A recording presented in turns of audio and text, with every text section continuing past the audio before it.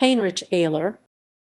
Heinrich Ehrler, 14 September 1917 – 4 April 1945, was a German Luftwaffe military aviator and wing commander during World War II. As a fighter ace, he is credited with 208 enemy aircraft shot down in over 400 combat missions. The majority of his victories were claimed over the Eastern Front, with 9 claims over the Western Front, which included 8 in the Messerschmitt Me 262 jet fighter. Born in Oberbalbach, Ehrler grew up in the Weimar Republic and Nazi Germany as one of 12 children in his family. He joined the military service in the Wehrmacht in 1935, initially serving with the artillery and anti-aircraft artillery. He participated in the Spanish Civil War and following the outbreak of World War II transferred to the Jagdwaffe fighter force. Following flight training, he was posted to the 4. Staffel of Jagdgeschwader 77 JG 77 Fighter Wing, and later reassigned to 4. Staffel of Jagdgeschwader 5 JG 5 5th Fighter Wing. Scapegoated for the loss of the German battleship Tirpitz, Ehrler was court-martialed, stripped of his command and sentenced to 3 years and 2 months Festungshaft honorable imprisonment. Ehrler's sentence was later commuted and his loss of rank rescinded, and in February 1945 he was transferred to Jagdgeschwader 7 JG 7. According to his fellow pilots, Ehrler thereafter flew in the increasingly desperate air battles without the purpose and dedication that had made him one of the Luftwaffe's most successful aces. On 4 April 1945, he claimed his last 3 victories by shooting down 2 Allied bombers and destroying a third by ramming with his damaged aircraft after having run out of ammunition. Early life and career. Ehrler was born on 14 September 1917 in Oberbalbach, today part of Lauda-Königshofen, in the district of Tauberbischofsheim of the Grand Duchy of Baden. He was one of 8 children of a laborer. When his mother died, his father married again. The second marriage added 4 more children to the family. Following a vocational education as a butcher, Ehrler joined the military service of the Wehrmacht on 29 October 1935. He initially served with the 7th Battery of Artillery Regiment 2525th Artillery Regiment in Ludwigsburg, a regiment of the 25th Infantry Division. He then transferred to the Luftwaffe, where he served with Flak Regiment 88th Anti-Aircraft Artillery Regiment from 7 April to 1 November 1936. From 2 November 1936 to 15 August 1937, Ehrler served with the 3/Flakabteilung 88 3rd Company of the 88th Anti-Aircraft Department of the Condor Legion in the Spanish Civil War. Following this assignment, he then served with the 14/Flak Regiment 514th Company of the 5th Anti-Aircraft Artillery Regiment from 24 August 1938 to 1 August 1939. He was then posted to 1/Reserve Flakabteilung 502 1st Company of the 502nd Reserve Anti-Aircraft Battalion on 2 August 1939. World War II. World War II in Europe began on Friday 1 September 1939 when German forces invaded Poland. Ehrler, who was still serving with the anti-aircraft artillery, requested transfer to the fighter force of the Luftwaffe on 3 January 1940. His transfer request was accepted and he underwent flight training from 1 February to 4 November 1940. During this training period, he was promoted to Feldwebel Staff Sergeant on 1 July and to Lieutenant Second Lieutenant on 1 January 1941. On 1 February 1941, Ehrler was posted to 4. Staffel 4th Squadron of Jagdgeschwader 77 JG 77 Fighter Wing, later redesignated to 4. Staffel of Jagdgeschwader 5 JG 5 5th Fighter Wing, based in Norway. There, he scored his first victory in May 1941 and was awarded the Iron Cross Second Class Eisernes II class on 19 September 1941. JG 77 supported X. Fliegerkorps under Luftflotte 5 in operations against Britain from bases in Norway, often providing fighter cover for Juncker's Ju-87 dive bomber attacks against British shipping. JG-77 was restructured as JG-5 Icemere in January 1942. War on the Arctic Front. Ehrler claimed his second victory on 19 February 1942. He led a patrol of 3 aircraft of 4 Staffel and shot down a Polikarpov I-18.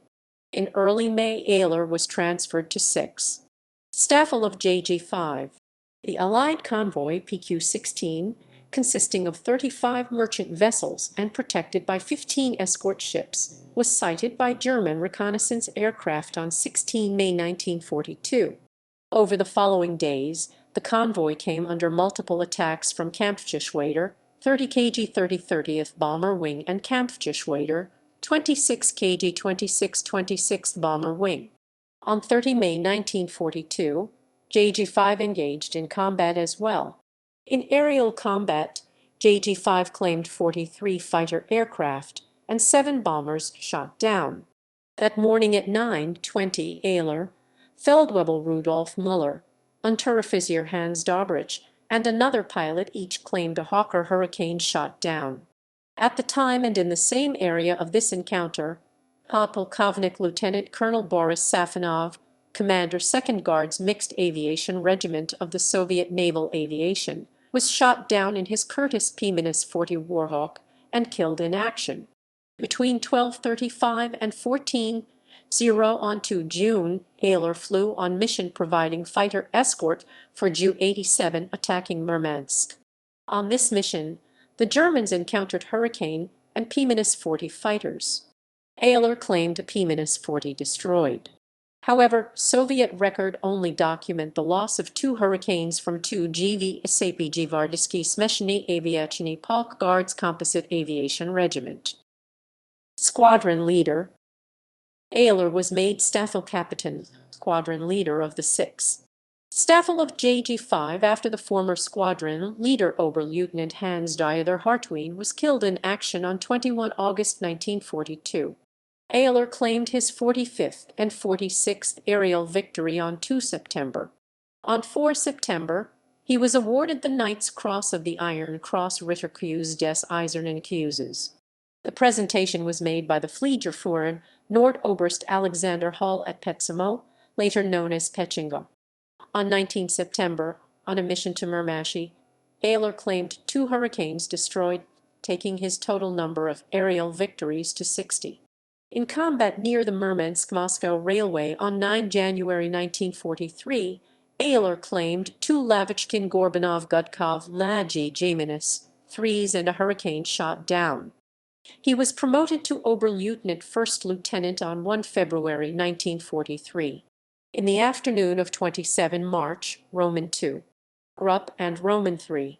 Grupp provided fighter escort for Messerschmitt Me F-110s and Focke-Wulf FW-190s attacking the Soviet airfield at Murmansk. The flight encountered 30 Soviet fighters over Shanghai and Murmansk. In this engagement, the Germans claimed 14 aerial victories, among them 5 by Ehrler.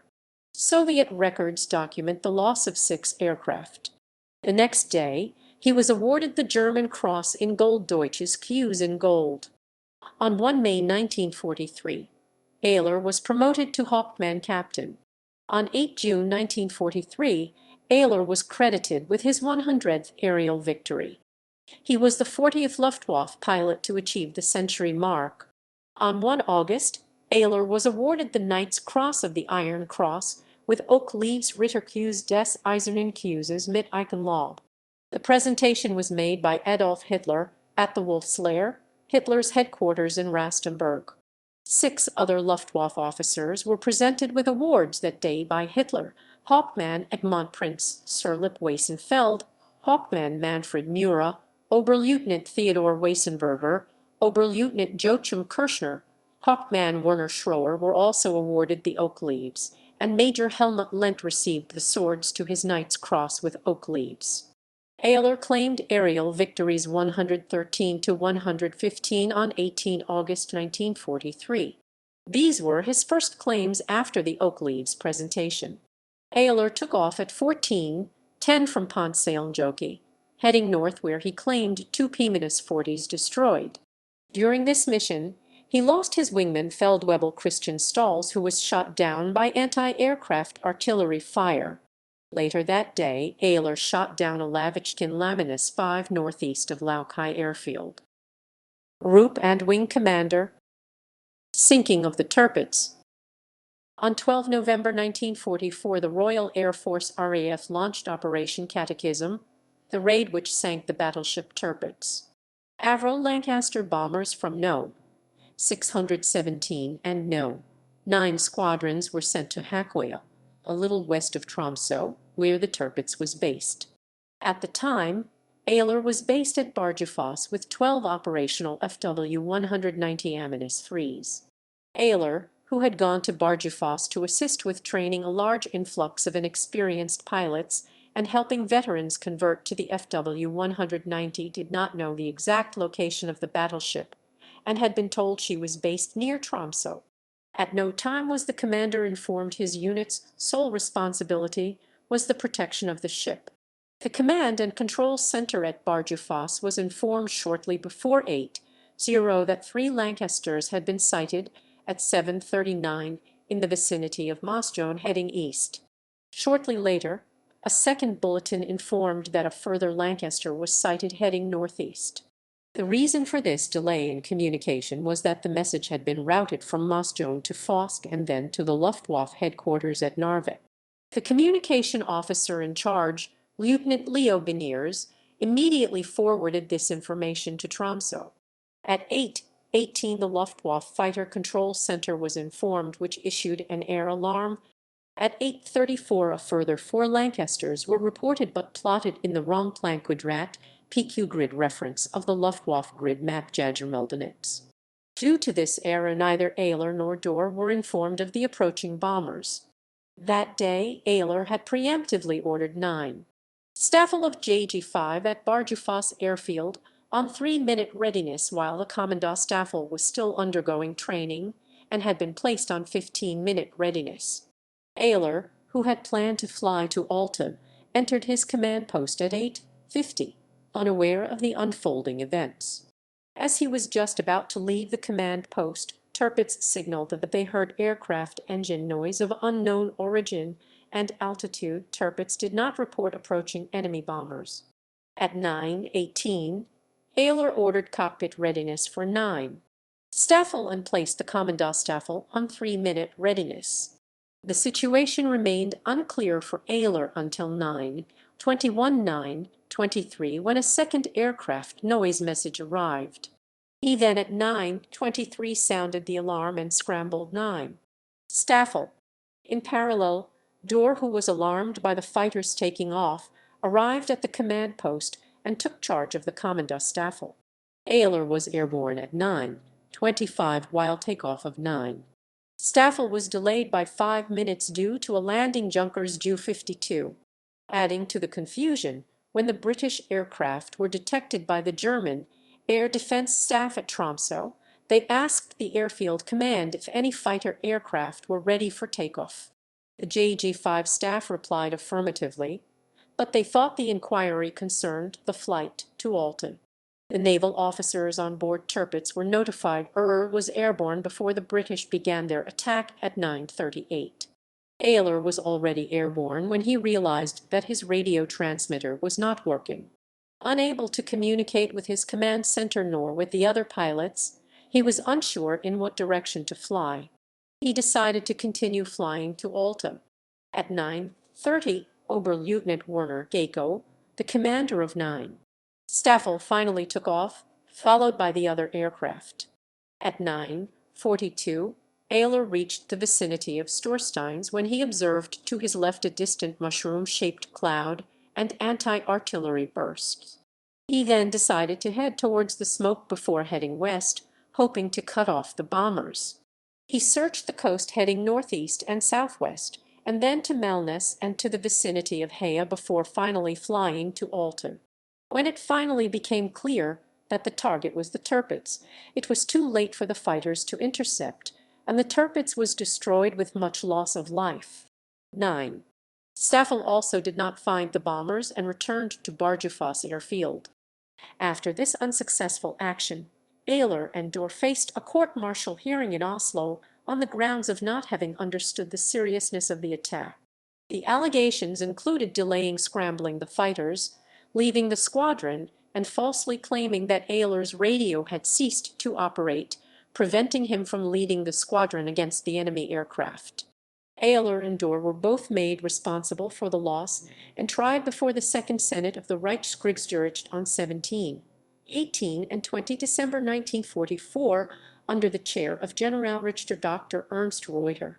Both were charged with cowardice before the enemy, a charge which had to be dropped. Ehrler was also charged for having abnormal ambition. The court believed that Ehrler abandoned his command post to claim his 200th aerial victory, thus disobeying a direct order from the Reichsmarschall which demanded that such a mission should have been led from the ground. While Dorr was acquitted from all charges, Ehrler was found guilty, relieved of command, demoted, and sentenced to 3 years' imprisonment for insubordination. In addition, the court concluded that Ehrler lacked the necessary experience to lead a fighter unit on the Western Front. Ehrler had been recommended for the Knight's Cross of the Iron Cross, with oak leaves and swords Ritterkreuz des Eisernen Kreuzes mit Eichenlaub unshortened prior to the loss of Tirpitz, but the award was not approved. The sentence may have been politically motivated. Donitz was now in the ascendant over Göring, who ultimately court-martialed Ehrler, perhaps to placate the commander-in-chief of the Navy. Ehrler's combat record likely saved him from execution. Ehrler was not helped by persistent rumors that he was on unofficial leave with a girlfriend in Oslo as nearly 1,000 sailors died. Schuck, one of his junior officers, appealed to Reichskommissar Joseph Terboven. On 12 January 1945, Terboven hand-delivered Schuck's affidavit in support of Ehrler to Reichsmarschall Hermann Göring, Commander-in-Chief of the Luftwaffe. Further investigations and testimonies indicated that the air crews did not know that the Tirpitz had been moved to the new location at Hackaway a couple of weeks earlier, and Heinrich Ehrler was a convenient scapegoat for the failure to protect Tirpitz. The investigation concluded the reason for the failure was poor communication between the Kriegsmarine and the Luftwaffe. Ehrler was exonerated. On 1 March 1945, Hitler officially pardoned Ehrler. The Führer HQ announced his return to front-line service, where he would have the chance to rehabilitate himself. Ehrler's sentence was commuted and his loss of rank rescinded. He was reassigned to a Messerschmitt Me 262 fighter squadron in Germany. Defense of the Reich and death. Ehrler was transferred to Jagdgeschwader 7 JG7 7th Fighter Wing on 27 February 1945 under the command of Major Weissenberger, his former comrade from JG5. JG7 was equipped with the Me 262 jet fighter and was given the task of Reichsverteidigung. During the next 5 weeks, Ehrler claimed further 8 aerial victories while flying with the Geschwader Stab headquarters unit of JG7. On 21 March 1945, the United States Strategic Air Force's USAF 8th Air Force attacked various Luftwaffe airfields in Germany with approximately 1,300 heavy bombers, escorted by 750 fighter aircraft. That day, Ehrler for the first time flew the Me 262 operationally and claimed the destruction of a Boeing B-17 Flying Fortress bomber. The next day, the 8th Air Force again targeted various military installations and airfields in Germany. Flying from Parchim Airfield, Ehrler claimed another B-17 bomber shot down. On 23 March, the 15th Air Force headed for Ruhland, where the Schwarzschild synthetic fuel factory Syntheswerk Schwarzschild or Hydrowork Bravid was based. The bombers came under attack by 14 Me 262s from JG7 over Chemnitz. In this encounter, Ehrler shot down 2 B-24 Liberator bombers. The next day, he claimed his 5th aerial victory while flying the Me 262, making him a jet ace. That day, 1714 bombers, escorted by approximately 1,300 fighter aircraft, targeted 18 Luftwaffe airfields. In the vicinity of Dessau, Ehrler attacked bombers from the 463rd Bombardment Group and 483 Bombardment Group and shot down a B-17. On 31 March, the USAF 8th Air Force targeted the oil refineries at Zeitz and Bad Berka, as well as other targets of opportunity. In parallel, the RAF bomber command bombed the Blohm plus Voss shipyards in Hamburg. In the afternoon, Ehrler claimed a North American P-51 Mustang fighter, escorting B-17s and B-24s to their target areas. Various authors present conflicting information regarding Ehrler's last aerial victories, as well as date and cause of death. Depending on source, his last combat and death occurred on either 4 or 6 April 1945. In one account presented by Forsyth, Ehrler was shot down by a P-51 northeast of Charlin. According to both Bohm and Forsyth, the Luftwaffe combat report signed by Weissenberger and Schuck, a former JG-5 pilot, dates his death on 6 April. In addition, Bohm points out that the report does not reveal the cause of death. On 7 April, a body was recovered near Stendal. An autopsy indicated that it was Ehrler who was then buried at Stendal on 10 April. Forsyth states that the USAF reported no combat with Me-262s on 6 April. Subsequently, Forsyth speculates that this combat may have taken place on 4 April and that the report is incorrectly labeled. The authors Morgan and Wheel concur with the events presented by Bohm, while Heaton, Matthews, and Foreman are more in line with Forsyth. On 4 April, RAF bomber command targeted Nordhausen with 243 Lancaster bombers, while the USAF 8th Air Force sent 950 B-17s and B-24s to Luftwaffe airfields at Calton. This bomber force was protected by 800 escort fighters. In the Forsyth account, Ehrler claimed his final 2 aerial victories on this date. On 6 April, the 8th Air Force attacked Halle, Leipzig, and Gera with a force of 641 heavy bombers, escorted by 600 P-51s and Republic P-47 Thunderbolt fighters. According to Bohm, Ehrler claimed 2 B-17s shot down from this attack force before being killed. Alternatively, both authors report that Ehrler may have died while ramming an enemy bomber. According to Ehrler's final received transmission, he radioed Theo, "I've just used all my ammunition. I'm going to ram, goodbye, see you in Valhalla." Schuck, who followed the radio transmission exchange over the loudspeaker in the operations room, recalls Ehrler's last words slightly differently. He believes they were, "Theo, Heinrich here. Have just shot down 2 bombers. No more ammunition. I'm going to ram.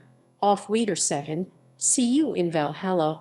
On 11 December 2018, the Neusserscher Zeitung, a Swiss German-language daily newspaper, published an article by the missing in action researcher U. Benkel.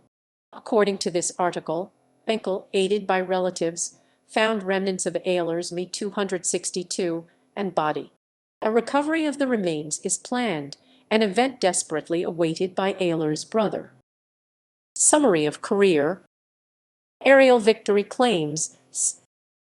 According to Spick, Ehrler was credited with 209 aerial victories claimed in an unknown number of combat missions.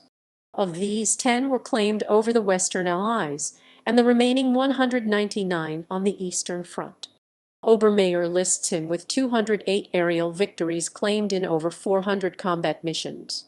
Matthews and Foreman, authors of Luftwaffe Aces biographies and victory claims, researched the German Federal Archives and state that Ehrler was credited with more than 182 aerial victories. This figure includes at least 173 claims made on the Eastern Front and 9 on the Western Front, including 7 4-engined bombers and 8 victories with the Me-262 jet fighter. However, the authors indicate that the records for JG-5 are incomplete. They speculate that the actual number of confirmed victories could also be as low as 150 to 175. Awards. Front Flying Class of the Luftwaffe in Gold, Iron Cross 1939, Second Class 19 September 1941, First Class 21 January 1942, Honor Goblet of the Luftwaffe on 20 July 1942 as Lieutenant and Pilot, German Cross in Gold on 18 March 1943 as Lieutenant in the 6th Jagdgeschwader 5, Knight's Cross of the Iron Cross with Oak Leaves, Knight's Cross on 4 September 1942 as Lieutenant and Pilot in the 6th Jagdgeschwader 5, 265th Oak Leaves on 2 August 1943 as Hauptmann and Gruppenkommandeur of the Roman 3 Jagdgeschwader 5,